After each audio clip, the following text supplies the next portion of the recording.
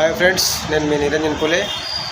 రేవంత్ అన్న ప్రభుత్వం కూల్చివేతలు, ఎగవేతలు, కటింగ్లు ఇవే నడుస్తున్నాయి. రేవంత్ అన్న ప్రభుత్వంలో ఖమ్మంలో భూదాన్ భూములు కూల్చాలి, హైదరాబాద్లో మూసీలో ఉన్నటువంటి ఇండ్లను కూల్చాలి, హైడ్రా పేరు మీద ఇండ్లు కూల్చాలి.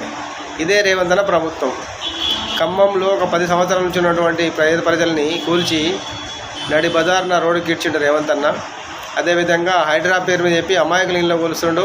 కానీ వాళ్ళ మంత్రుల ఇండ్లు మాత్రం ప్రశాంతంగా ఉన్నాయి. వాళ్ళంతా బఫర్ జోన్లో కట్టుకోవచ్చు, దాంట్లో కట్టుకోవచ్చు, దీనిలో కట్టుకోవచ్చు, అన్నీ చేసుకోవచ్చు. కానీ ఈ పేదలు కట్టుకుంటే మాత్రం అది చేస్తారు, కూలగొడతారు. అదేవిధంగా ఆయన ఏబిఎన్ ఆంధ్రజ్యోతిలో కట్టుకుంటే కట్టుకోవచ్చు, వాళ్ళకి అన్యాయం చేయొద్దు, వాడు దొంగతనం చేసినా, టెర్రరిస్టా, ఇదిష్టా అని చెప్పిన నీతులు ఏబిఎన్ ఆంధ్రజ్యోతిలో. మళ్ళీ ఇప్పుడు ఆయన చేసేది మాత్రం ఇల్లు కూలగొట్టడలే.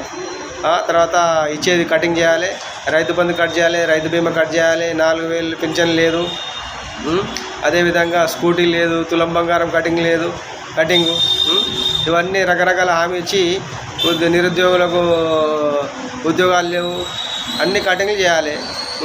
చేసి ఈ ప్రభుత్వం నడపాలి. కాబట్టి ప్రజలు ఒకసారి ఆలోచన చేయండి.